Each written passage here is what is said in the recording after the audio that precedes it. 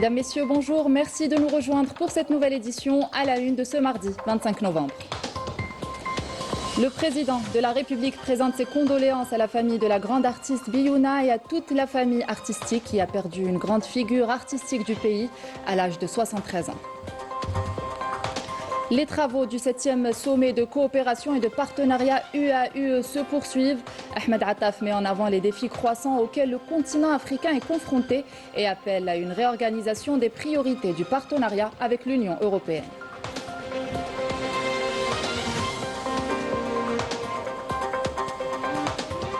Khenchela considère Agrico mise sur le tournesol pour développer les cultures oléagineuses dans la wilaya.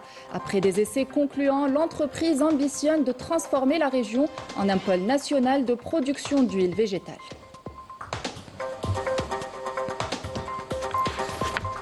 Et nous irons à Mila où l'oléiculture poursuit sa progression. L'exploitation d'Ouednja, déjà présente sur les marchés internationaux, propose aux consommateurs une huile d'olive reconnue pour son excellente qualité. Un reportage à suivre dans ce journal.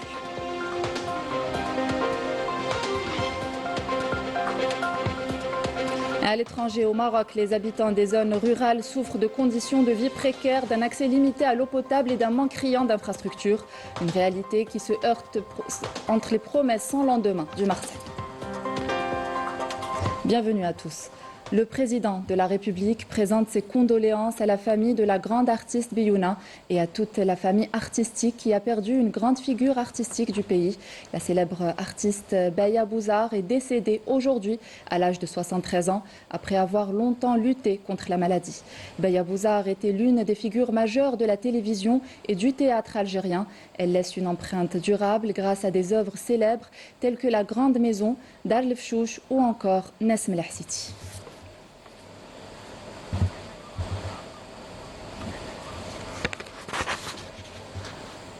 Poursuite des travaux du 7e sommet de coopération et de partenariat entre l'Union africaine et l'Union européenne à Luanda, en Angola. Sommet lors duquel le ministre d'État, ministre des Affaires étrangères de la communauté nationale à l'étranger et des Affaires africaines, Ahmed Attaf, a prononcé une allocution dans laquelle il a abordé les défis croissants auxquels le continent africain est confronté et a appelé à une réorganisation des priorités du partenariat avec l'Union européenne. Lors de son allocution, le ministre d'État, ministre des Affaires étrangères de la communauté nationale à l'étranger et des Affaires africaines, Ahmed Attaf, a abordé les défis croissants auxquels le continent africain est confronté et a appelé à une réorganisation des priorités du partenariat avec l'Union européenne. Ahmed Attaf a souligné que le continent vit dans un contexte international complexe qui se répercute directement sur cette situation politique et sécuritaire. Il a identifié 4 risques majeurs nécessitant de tirer la sonnette d'alarme.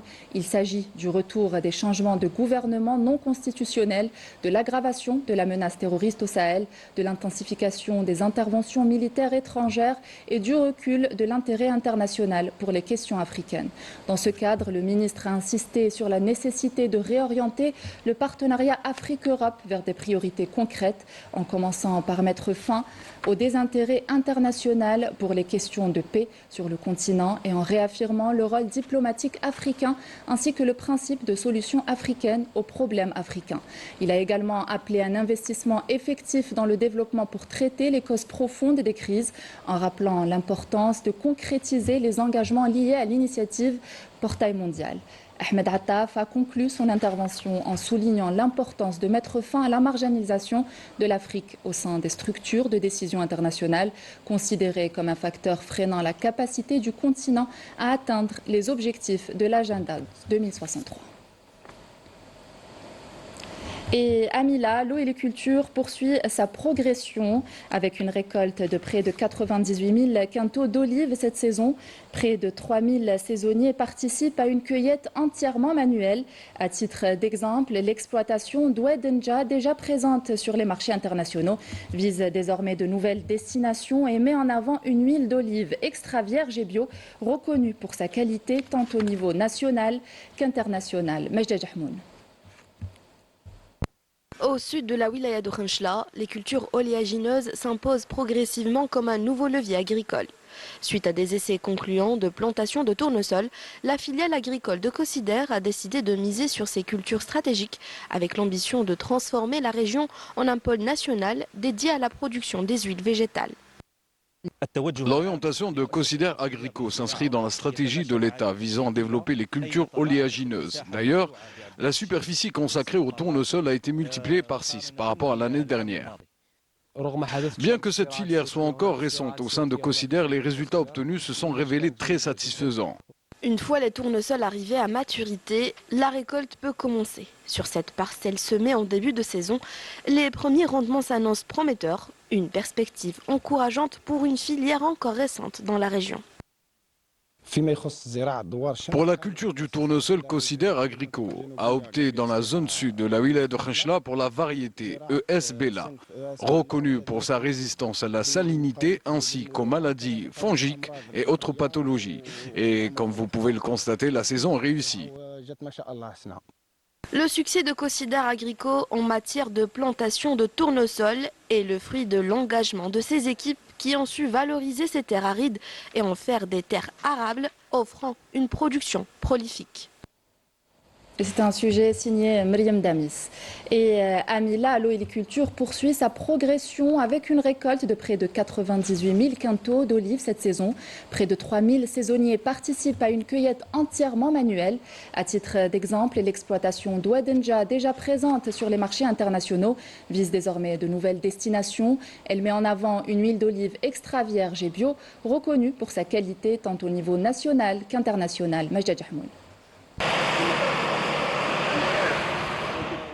Avec plus de 10 000 hectares dédiés à l'oléiculture, Mila s'impose comme l'un des pôles les plus dynamiques du pays dans la production d'huile d'olive. Portée par un savoir-faire ancestral, elle confirme saison après saison la qualité de son or vert dont la production dépasse les 1 350 000 litres par an.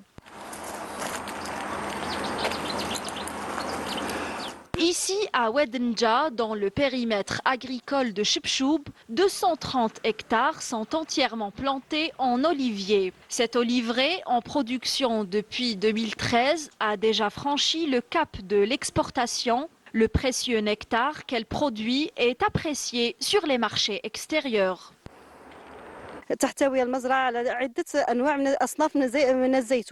Nous cultivons plusieurs variétés d'olives comme Chemlel, Sofiana ou encore la cigoise, qui est destinée à la production de huile d'olive de table, extra vierge et entièrement bio. Sans aucun insecticide, l'excellente qualité de notre huile nous a permis d'exporter vers plusieurs pays, notamment le Qatar, la France et le Sultanat d'Oman. Nous comptons aussi exporter prochainement vers l'Angleterre et le Canada. Nous sommes également en contact avec la Mauritanie, la Libye et le Burkina Faso, toujours pour l'exportation.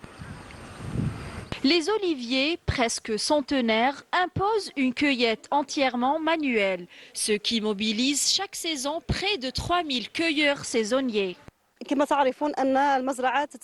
Nous privilégions la main-d'œuvre féminine car la cueillette des olives doit se faire avec délicatesse. Et comme c'est une région rurale, cela représente donc une bonne opportunité de travail pour les femmes.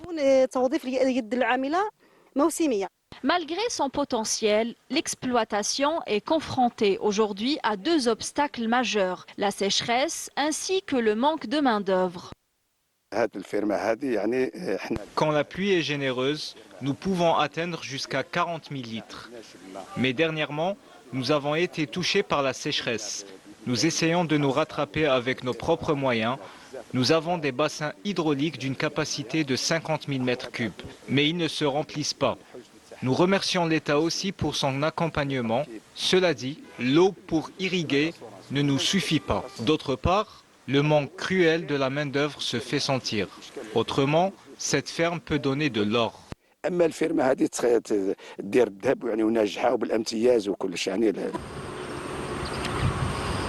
Le secteur oléicole est en pleine expansion à Mila. L'objectif est d'augmenter la production et la qualité tout en améliorant le conditionnement des huiles pour répondre à la demande nationale et internationale.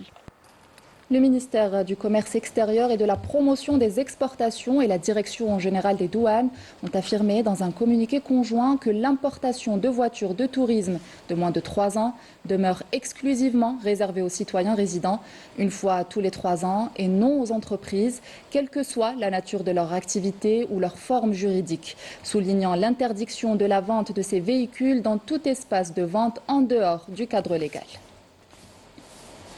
Et place maintenant à l'innovation avec la 7e édition du programme Algeria Startup Challenge qui s'est clôturé hier par la signature de 9 accords entre start-up et opérateurs économiques. Des partenariats qui ouvrent la voie au lancement de projets pilotes fondés sur des solutions innovantes et des technologies modernes.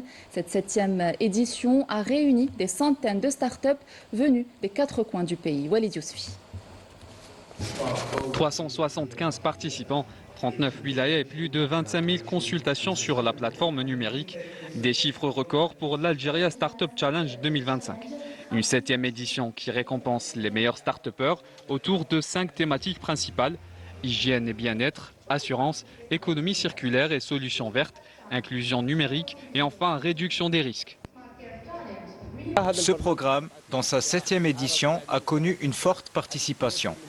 375 start-up issus des 4 coins du pays, mais aussi des start-upers algériens établis à l'étranger. Au programme, pitch, panel thématique, rencontre B2B et signature de partenariats. La journée a été rythmée par une série d'activités mettant en avant des solutions destinées à répondre aux défis nationaux dans plusieurs secteurs: industrie, environnement et numérique.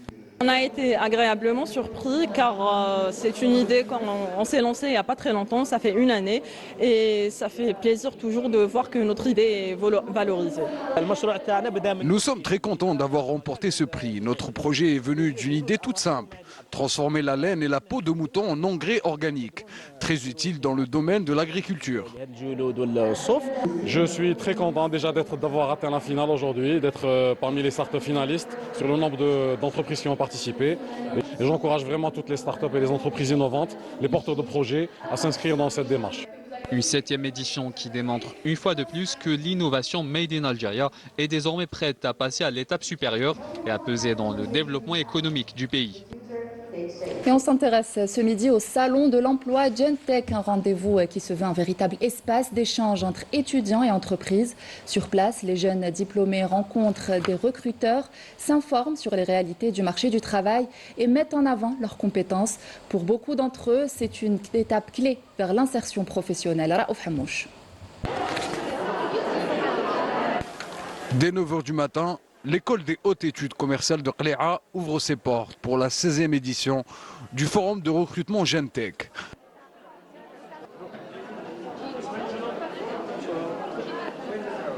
Parmi les premiers à entrer, Chanez, étudiante en fin de premier cycle, pour qui ce rendez-vous est crucial. Les entreprises privilégient les entretiens en face à face avec les étudiants pour jauger leur potentiel et parfois même décider de leur octroyer un stage dès la fin de l'entrevue. J'étais un petit peu stressée, mais alhamdoulilah, ça s'est très bien passé. Je suis contente et j'espère que l'entreprise pourra me recruter. C'est une opportunité extraordinaire pour les étudiants, quels que soient les étudiants du pôle universitaire ou bien même les étudiants des filières comme les sciences commerciales, sciences de gestion, etc. Donc je les invite tous à venir et chasser leurs opportunités. Chaque année, Gentech rassemble des dizaines d'entreprises autour d'un même objectif: connecter le monde académique au marché du travail. Banques, industries, start-up, cabinets d'audit, les entreprises publiques ou privées viennent puiser dans un vivier de compétences taillées pour le marché. Futurs managers, financiers, marketeurs ou jeunes profils tournés vers l'intelligence artificielle. Franchement, toujours agréablement surpris par le pôle HEC et le NSM, un pôle qui est un petit peu extrait du centre, mais qui présente pas mal de perles rares et toujours un plaisir de venir ici. Et vu que c'est des profils qui sont généralement assez juniors, qui ne sont pas encore entrés dans la vie active, là on se base surtout sur l'énergie, le dynamisme, la motivation, l'engagement, c'est les critères les plus importants pour nous. Au-delà du recrutement, cet événement permet aussi aux entreprises d'échanger avec le corps enseignant de l'école. Objectif: développer de nouvelles collaborations, enrichir les programmes d'enseignement pour mieux aligner les formations sur les besoins réels du marché. Le salon aussi offre aux partenaires l'opportunité de rencontrer et de sélectionner des profils qui peuvent vraiment répondre à leurs besoins. Et ces profils permettent aussi de contribuer d'une façon considérable pour développer leurs entreprises. Pour Chanez, l'aventure ne fait que commencer. Un forum, plusieurs entretiens, de nouveaux contacts et peut-être une opportunité pour lancer sa carrière. Comme elle, ils sont des centaines d'étudiants à espérer transformer ce Gentech 2025 en un tremplin vers leur avenir professionnel. Nous célébrons aujourd'hui la journée internationale pour l'élimination de la violence à l'égard des femmes. L'occasion de rappeler que chaque femme mérite d'être protégée et que la lutte contre toutes les violences doit être une priorité.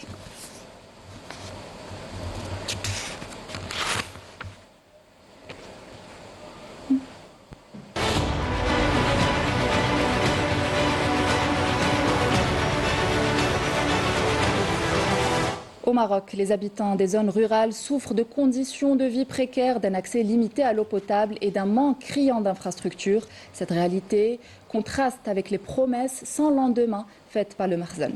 Raouf Hamouch. Les promesses sans lendemain du Marzen contrastent grandement avec une réalité sociale des plus amères qu'il tente en vain de dissimuler. La colère des Marocains vient la révéler au grand jour, mettant à nu un pouvoir en déphasage avec son peuple. Nous sommes arrivés à un point où l'on ne sait plus quoi faire. Les conditions de vie sont devenues trop dures. Chaque jour, on se bat juste pour survivre.